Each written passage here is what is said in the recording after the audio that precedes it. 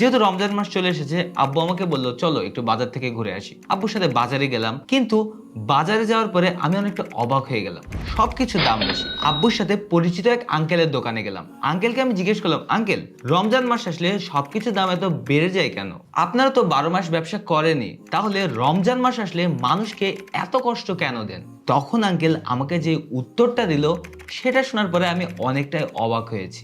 2025 সালে সোলা আমদানির পরিসংখ্যান অনুযায়ী জানুয়ারি মাসে চট্টগ্রাম বন্দর দিয়ে 97,181 মেট্রিক টন ছোলা আমদানি করা হয়েছে। কিন্তু এত ছোলা বাংলাদেশে আসার পরেও ছোলার দাম কোনোভাবেই কমছে না, বরঞ্চ আরো সংকট তৈরি হচ্ছে। কিন্তু কেন? কারণ অনেক অসাধু ব্যবসায়ীরা এই ছোলা বন্দর থেকে বাজারে আসতে অনেক দেরি করাচ্ছে।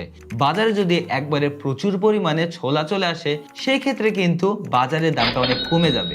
আমাদের দেশের বেশিরভাগ ব্যবসায়ীরা রমজান মাসে যে পণ্যগুলো আমরা বেশি ব্যবহার করি, সেগুলোর দাম বাড়িয়ে দিয়ে একটু বেশি ব্যবসা করতে চাই। কিন্তু ইসলামে কি আমাদের এই শিক্ষা দিয়েছে? রাসূলুল্লাহ সাল্লাল্লাহু আলাইহি ওয়াসাল্লাম বলেন, যে ব্যক্তি মজুদদারি করে সে পাপাচারী। তাই আপনিও যদি চান রমজান মাসে সকল প্রোডাক্টের দাম কমে যাক, তাহলে এই ভিডিওটাকে এখন শেয়ার করে দিন।